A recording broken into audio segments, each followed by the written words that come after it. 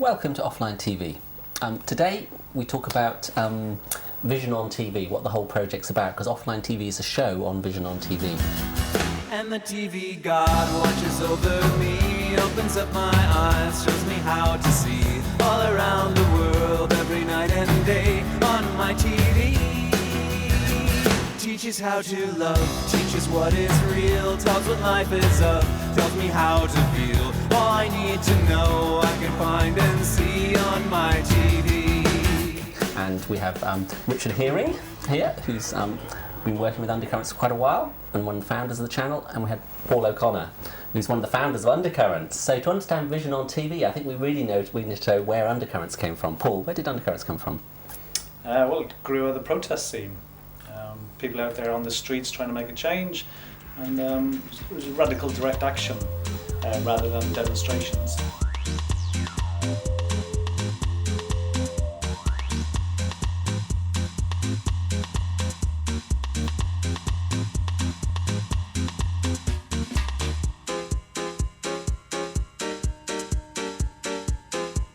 So we grew out of that, and we trained people using the camcorder, and if people remember these sort of things, we used to use VHS. Why did you use VHS? What was special about VHS? What was special about VHS was probably the fact that it was cheap, it was cheerful, and just about every house, if you had a television, you probably most likely had a VCR in your house. So it was an ideal way of distribution. That's interesting. So you used a piece of technology, an everyday consumer piece of technology, to achieve distribution, to achieve your videos getting out there. And I think we're doing the same again with Vision on TV. With maturing of broadband and the growth of peer-to-peer networks, I think suddenly actually the internet becomes feasible for broadcast quality video over the internet. Except there's a huge difference in scalability, isn't there? Right. There's potential, to get out, if we're looking at, just on an average video, we're looking at 2,000 downloads in a very short period of time, and that's without any advertising or anything. So we aim to have hundreds of thousands of downloads. But just to get out 2,000 VHS tapes into jiffy bags and put them in the post was a huge job. And practically inconceivable. So it's interesting, we're using torrent technology, RSS and torrent technology, and it's interesting, if you look at torrents, you regularly see 500,000-600,000 people downloading dodgy pirated movies. So just, if we're actually putting legal Creative Commons stuff out there, creating a TV channel, I think it's really interesting. Yes, it is. What would you say was what's exciting about Vision on TV for you, Hamish? What's exciting about it? Well, I think mainstream media is in a period of flux, in a period of meltdown in many ways.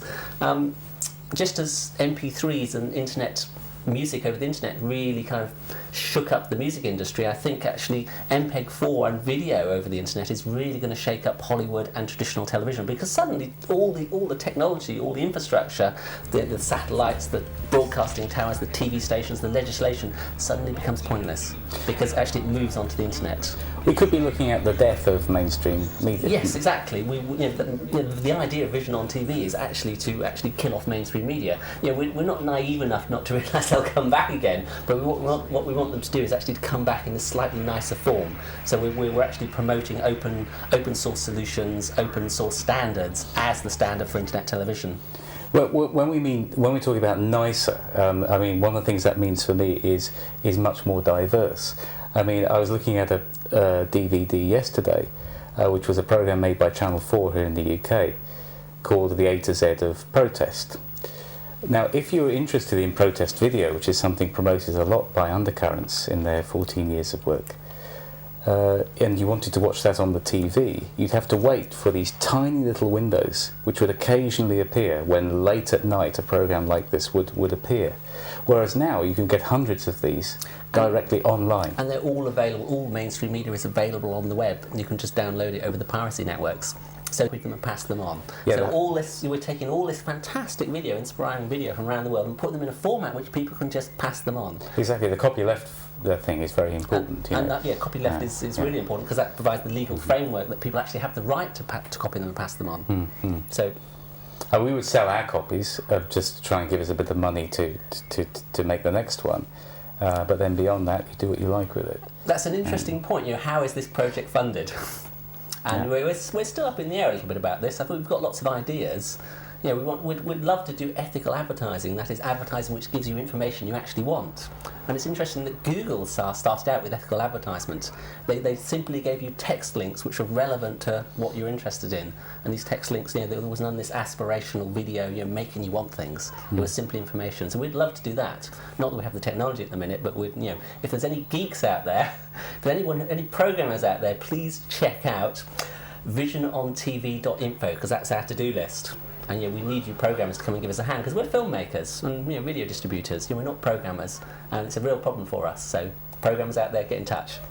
We've got the programming side of it. Check out our website, visionontv.org, and you'll see, or .net, and you'll see all the content. There's great content there, but one of the things we need to do is actually customise. The application we're using is actually called Democracy Player, and it's a great application. It does everything we want to do, but in its standard configuration, it's way too complex. We've tried getting people to install it, and they just don't quite understand it. They find the whole concept is too much of a jump to actually use it. So what we want to do is radically simplify it and make a much more simpler interface with a one-click button which gives you the full interface. So they're not scared off as soon as they install it. So I think that's really important. Yeah, it's very important. It's like the TV. It's like the TV. Just switch it on. Yeah, we've got enough content that actually we can do something which is just like television. Just turn it on and go. What you need to do is go to the website, click on the install button, and actually we're having testing periods coming up. Yeah. So it will be announced actually when they are, and then there'll be a week of broadcasting. The actual channel will be quite slow in between, but we're going to run these tests. Teaches what is real, tells what life is of, tells me how to feel. All I need to know, I can find